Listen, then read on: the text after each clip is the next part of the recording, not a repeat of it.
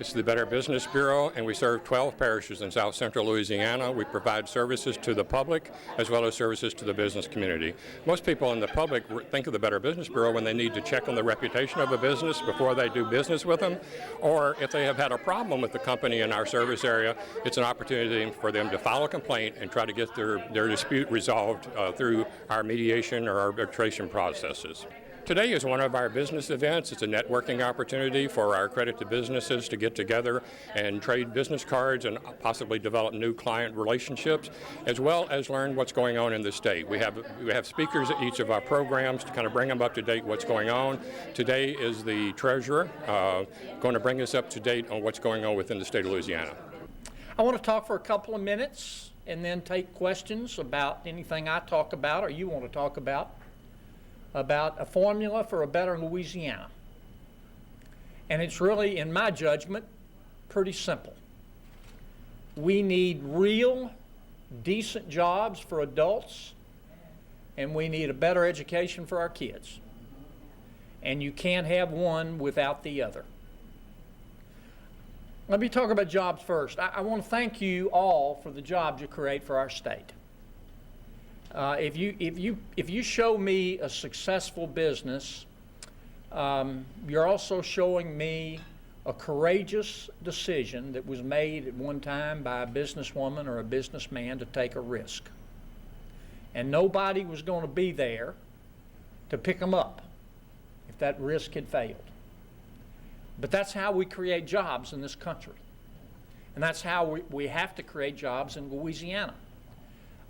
Certainly it's important that we recruit companies from out of state to come to Louisiana. And I think Stephen Morey, our Secretary of the Department of Economic Development, does a great job doing that. But we also need to do more of something else. We need to help small business women and small businessmen that are already here. Because the truth of the matter is that about 95% of the jobs that we will create every year are created by small business people that are already in Louisiana. And they're invested in our state. Now, they're not going to, creating these jobs doesn't create headlines. Generally, the circumstances are not conducive to a politician going and cutting a big ribbon and announcing a $300 million plant. We'll create 2 jobs over here, 4 jobs over here, 10 jobs over here, 20 jobs over here, but they add up, and they stay in Louisiana. When the subsidies are gone, those jobs don't leave with the subsidies. And we don't do nearly enough to help the small businesses already here, in my opinion. Different small businesses have different needs. Sometimes they just need help with regulations, get a little government off their back. I remember a time in America where if you wanted to start a landscaping business, all you needed was a lawnmower. Today, you need a lawnmower, you need a lawyer, you need a CPA, you need a benefits manager to tell you about the Affordable Care Act, you need a compliance officer to comply with all the local, state, and federal rules and regulations. I don't know when you're going to have time to cut the grass. Other of our small businesses need capital. Money is tight. Credit standards have risen, particularly since the Great Recession of 2008. You know, we don't do nearly enough to make that capital accessible to small businesses. I was reading the other day about something that Kansas is trying, and it's working. Kansas established a new tax law to help small businesses. The new law says non-wage pass-through income for small businesses will no longer be taxed. And let me explain what I mean by that. If you're a small business, usually you're incorporated as an LLC. You might be a regular corporation, but most are subchapter S corporations, where the profits of the corporation aren't taxed. They just flow right through and are taxed by the owner. You might be a partnership. You might even be a sole proprietorship. In Kansas, It would work like this. Let's suppose that you're a small business, you're an LLC, your gross income that year from your product or services is $400,000. You had $200,000 worth of expenses, so you had $200,000 worth of profit. Generally, a small business owner will pay himself a salary. Let's say it's $50,000. That would continue to be taxed. But that leaves $150,000 worth of profit under current law that is also taxed by the owner of the business. Under Kansas law now, if the small business owner in that LLC or sub-S corporation or sole proprietorship keeps that $150,000 and invests it in his business or her business, it's not taxed. It's not taxed. And the small businesses in Kansas are growing by leaps and bounds. It's something Louisiana needs to consider very seriously. But more than anything else, it's an attitude. It's an understanding, it's an appreciation by the people in government that the small businesses of Louisiana, the men and women who took a chance, who took a risk, who put a second mortgage on their home, who weren't going to have government there to bail them out if they failed. Those are the people creating most of the jobs for our state, and we need to do something to help them do that. Let me talk about the second part of an equation for a better Louisiana, education. And I want to focus, because I want to leave plenty of time for questions, just on one part of education, higher education. You know, we live in a global-based, knowledge-based economy. It used to be that if you had a strong back, that was enough. Now you got to have a strong mind. It used to be that if you could lift a ton, that was enough. Now you got to be able to spell it. Education is important, whether it's vocational technical school, whether it's community college, whether it's our four-year university. And we've got a whole assortment for our kids to choose from in Louisiana. But we tell our kids every day, I've got an 18-year-old right now, he's trying to decide about college. We tell our kids, as we should, finish high school, go further, go to VOTEC school, go to community college, go to LSU, get a four-year degree, go to Southern. Education, education, education. We know it's the formula for better Louisiana. And what has state government done to help them? We have cut higher education over the last 6 years by 67%. In 2008, we were spending $1.6 billion out of our general fund to support our universities. Today, we're spending about $525 million. It's an embarrassment. I do not know how BRCC and LSU and Southern and our other schools are keeping the lights on. Now, some of the hole we filled on the backs of parents and their kids by raising tuition. I'm not a proponent of raising tuition, I can tell you right now. Some of my friends in higher education disagree with me. But here's why. We're not going to get more people into education by raising the price of the product. That's simple economics. And besides that, the cost of tuition in America since 1985 has gone up 500%. That's more than the price of a home. That's more than the price of a gallon of gas. That is more than the cost of health care. Health care is not the most expensive, fastest rising necessity in America. It's tuition. Now, if we didn't have the money, that would be one thing. But we do. The current budget, as some of you have heard me talk about before, is $25 billion. When Governor Blanco was governor, the budget was $19 billion. We were fully funding higher education. When Mike Foster was governor, the budget was $12 billion. We were fully funding higher education. We've gone from a $12 billion budget to a $19 billion budget to a $25 billion budget over a period of time when we haven't added people. We've lost a congressional seat, and inflation's been under 2%. Don't tell me we don't have the money. We have more money today adjusted for population and the consumer price index than at any time since Louisiana became a state in 1812, and that's just a fact. The numbers are the numbers. That's a fact. Now here's what we need to do. We have a bill sponsored by Representative D. Richard. It's House Bill 142. I hope you will call your legislator and email your legislator and considering coming down to the Capitol and testifying on the bill. Whether you're for it or against it, get involved.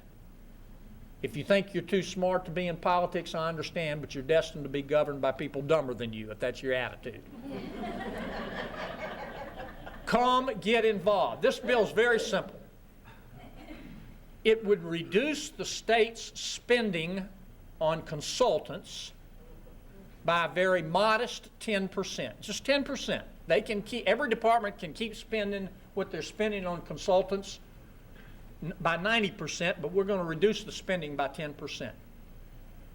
That we have so many consultants that will generate $530 million, just a reduction of 10%, $530 million of recurring revenue. And we're going to dedicate that money to higher education. We're going to dedicate it to higher education. Now, some of my colleagues disagree with me on this. They say we need all these consultants. I say they're wrong. Pick the first 50 names in the Baton Rouge phone book and ask them to look at this list, and they'll be able to reduce it by 10% easily. Just to give you an idea, some of you have seen this before, but these are the consulting contracts from 2005 to 2010 for one department of state government, just one. They're $5,499. 615 million taxpayer dollars. This is the Department of Education. And these are not the contracts. This is a listing of the contracts. You can see. They go on and on and on. We've got consulting. We are paying a consultant to drive around Natchitoches and Rapides parishes right now, fueled by your tax money, to encourage our Hispanic citizens to wear their seatbelts. That's true. We were paying, until I started talking about it, $94,000 to an Oakland, California company to come in and analyze how our kids are playing at recess and lunch periods. I'm not kidding you. You couldn't make this stuff up. We've got consulting contracts with the Smiles and Happiness Foundation, with the Hop to It Music Company, with a group called New Orleans, South Africa. They've got about an $800,000 contract. We had an almost $900,000 consulting contract with a former politician in New Orleans whose job was to encourage people to do business with DOTD. Nice work if you can get it. Now, if this bill passes, the departments can choose, if they wish to eliminate those contracts. That's what they ought to do. But they don't have to eliminate a single one. But they do have to go to their consultants and say, look, if they don't want to eliminate the frivolous ones, and say, look, times are tough in Louisiana. We need to lift up our higher education system. We want you, Mr. or Ms. Consultant, who've made millions of dollars off the taxpayers in Louisiana. We're not saying you did a bad job, but we're saying we need money for our universities. We want you to discount your contract by 10%. They're going to moan, and they're going to groan, and then they're going to do it. In this economy, if you've got a $12 million contract with the Department of Health and Hospitals and you're asked to reduce it by 10% when there's language in the contract that says the state can get out of it at any time by sending a letter, you're not going to say no. And we'll be able to fully fund, no, strike that. We'll be able to fill some of the hole that we have dug for our universities. Let's suppose I'm half wrong, folks. That's still $250 million. And it will work. It will work. Now, this sounds simple. It won't be. If you've got a special interest group, and I don't use that in a pejorative sense, because many of our consultants do add value, but all of them don't. But if you've got a special interest group that's bringing down over $5 billion, and you go to them and say, we're going to take away 10%, they're going to fight back. And they will be fighting this bill. But we will win if I can get the people to support it. What am I doing on time? Let me end on this note. I know what some of you are thinking because I've heard it before. You're too polite to say it, but I know what you're thinking. You're thinking, Kennedy, we hear what you're saying. We agree with you. But you're never going to get the governor to go along. You'll never get the legislature to go along. You'll never get the bureaucracy in Baton Rouge to go along. I understand that. But my response is this. Just for a second, imagine that there's one among you who agree with me. And tomorrow, we add one more. And the day after that, we double those two. Now we've got 4. We've got 4 people who say, Kennedy, we can do this. We can fix this state. And the next day we double that, and the next day we double that. In 21 days, we'll have 1 million people. In 21 days, we'll have Louisiana, because that's where it starts. Margaret Mead said it best. She said, never ever doubt that a small group of committed people can change this world. Indeed, it's the only thing that ever has. Thank you again for having me. We're talking about higher education. We're talking about helping higher education. We have a bill sponsored by Representative D. Richard. It's House Bill 142 that will try to restore some of the funding, the money that we've cut from our colleges and universities by reducing the number of state consulting contracts and our spending by 10%, a very modest 10%. We've got so many contracts that would generate about over $500 million a year, about $530 million a year, and we will dedicate that money to our universities. What we've done to our universities is a disgrace. Since 2008, their general fund funding has gone from $1.6 billion to about $525 million. They've filled some of the hole by raising the tuition on the backs of parents and students, which I'm against. Tuition in America has gone up 500% since 1985, more than the cost of gas, more than the cost of a home, more than the cost of health care. We don't need to raise tuition. We just need to spend our money differently. This bill will work. I'm hoping if folks agree with me, they'll talk to their legislators and encourage them to help our universities. Look, if we didn't have the money, that would be one thing. But our budget this year and next year is going to be $25 billion. Under Governor Blanco, it was $19 billion. Under Governor Foster, it was $12 billion. We've gone from $12 billion and $19 billion to $25 billion over a period of time when we've actually lost a congressional seat because of our population, and inflation has been under 2%. We've got enough money. We're just not spending it in the right place. Families every day set priorities. Businesses every day set priorities in their spending. If I've got a family budget, if my son needs braces, I've got to find the money for it. I'm probably not going to go to take my family to Disney World that summer. I might go to Grand Isle instead, but I'm going to move money around for a higher priority expenditure, my son's health care. That's what government ought to do. We say higher education is a priority, but yet we don't spend our money like that. This bill will help us fill back some of the hole. What is the status of the bill in the legislature? What's it going to take to navigate it through? The bill has been introduced. It'll be heard next week in the House Appropriations Committee. If we come out of appropriations, and we have before, and it passes the House, and we have before, we'll go to the Senate Finance Committee. That's generally where we bog down. But I'm talking to the members of the committee and to the administration, and I'm hoping this year we can get it out of the Senate Finance Committee.